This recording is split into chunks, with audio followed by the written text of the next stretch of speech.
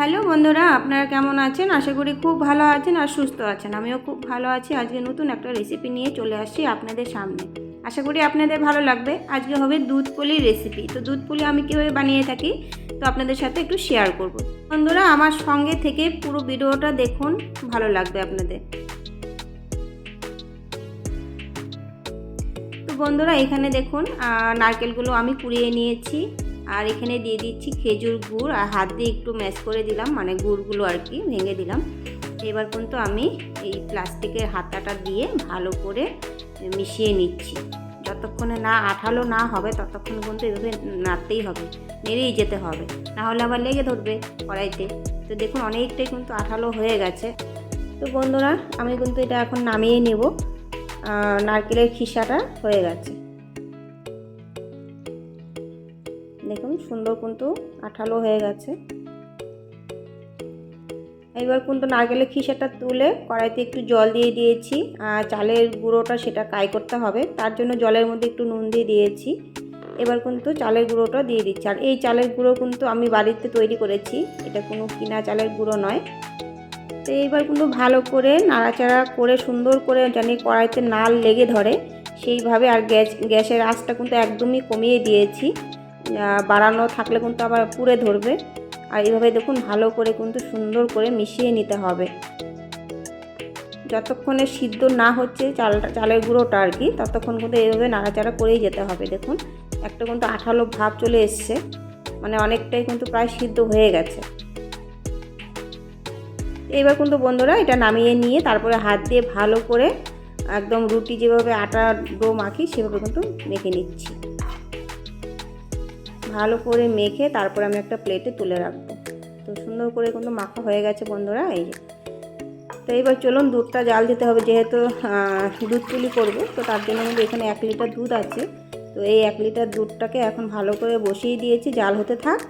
আর এদিকে কিন্তু আমি এভাবে ছোট ছোট করে লেচি কেটে নেব। তো ছোট ছোট করেই বানাবো, বেশি বড় করব না।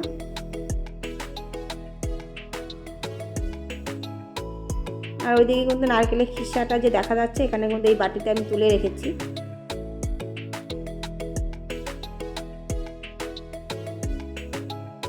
যাই হোক এবার সব কিন্তু গোল করা হয়ে গেছে। এবার কিন্তু আমি হাত এইভাবে সুন্দর করে গোল গোল করে এবার দুটো মতো বানিয়ে আপনাদের সাথে শেয়ার করছি।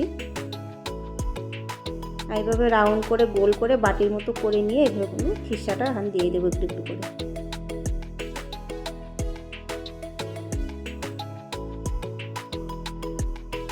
খিসাটা এইভাবে লম্বা করে দিয়ে এইভাবে কিন্তু মুখটাকে এখন বন্ধ করে দেব। দিয়ে এইভাবে আঙ্গুল দিয়ে টিপ দিয়ে এইভাবে মুখটাকে ভালো করে বন্ধ করে দিতে হবে, না হলে কিন্তু দুধে দিলে আবার ফেটে যাবে, খিসাটা বের হয়ে যাবে।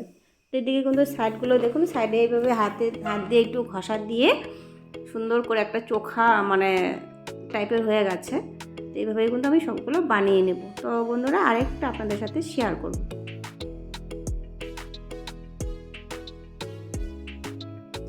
আর অবশ্যই কিন্তু এইটা গোল করে তারপরে কিন্তু একটু চালের গুঁড়োতে মানে মিশিয়ে নিতে হবে, না হলে না লেগে ধরে আঙুলের মধ্যে। তো ওই জন্য চালের গুঁড়োর মধ্যে একটু মিশিয়ে নিয়ে তারপরে কিন্তু এভাবে বাটির মতো সাইজ করে তারপরে খিসাটা দিতে হবে। তো বন্ধুরা দুটো কিন্তু আপনাদের সাথে শেয়ার করা হয়ে গেছে। তো এইদিকে যে দেখতে পাচ্ছেন গোল গোল করে, এটা আমি আরেকটা ডিজাইনের পিঠা বানিয়ে রেখেছি কটা, তো আপনাদের সাথে শেয়ার করছি চলুন। তো এইভাবে কিন্তু প্রথমে তো বাটি বাটি করে রাখতে হবে। তো একটা বাটি করেছি, তো আরেকটা বাটি করে, কেন এটা দুটো একসাথে জয়েন করতে হবে ওই জন্য আরেকটা বাটি লাগবে। তো দেখুন দুটো কিন্তু সুন্দর হয়ে গেছে। এবার চলুন খিসা দিব।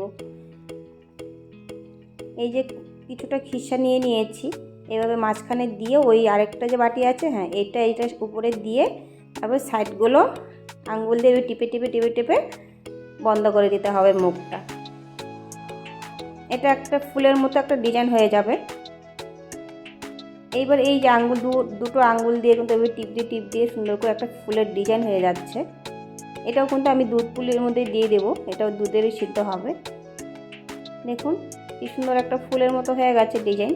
এই দেখুন কত সুন্দর লাগছে দেখতে।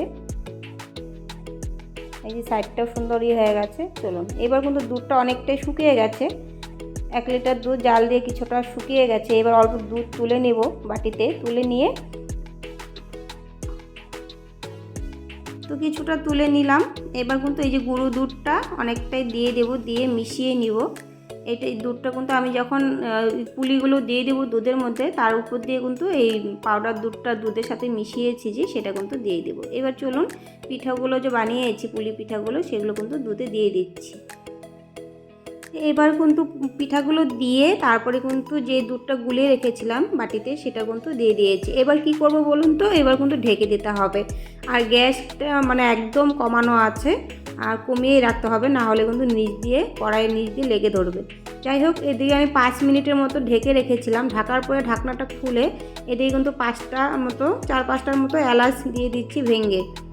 আর এবার দেখুন মনের শান্তিতে কিন্তু আমি নেড়ে দিচ্ছি, একটুও কিন্তু ভাঙবে না, একটাও পিঠাও ভাঙবে না।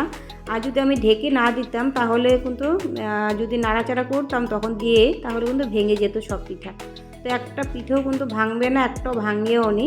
যাই হোক, তো বন্ধুরা এই যে গোল গোল যেগুলো করেছিলাম বাটির মতো, এগুলো দেখুন কত সুন্দর হয়েছে। দেখুন বন্ধুরা, একটা পিঠাও কিন্তু ভাঙেনি। বন্ধুরা, দুধ পুলির পিঠে একদম রেডি হয়ে গেছে। এবার কিন্তু আমি নামিয়ে নিচ্ছি।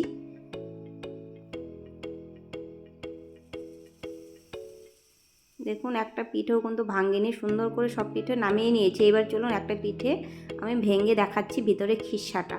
এই দেখুন পুরো ভর্তি খিস্সে।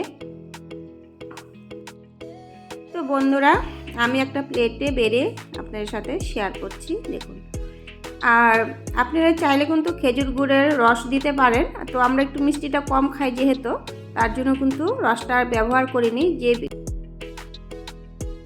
তো আপনারা যারা মিষ্টি খেতে মানে ভীষণ ভালোবাসেন তারা অবশ্যই গুড় দিয়ে দেবেন, খেজুর গুড়ের রস খুব ভালো লাগবে খেতে।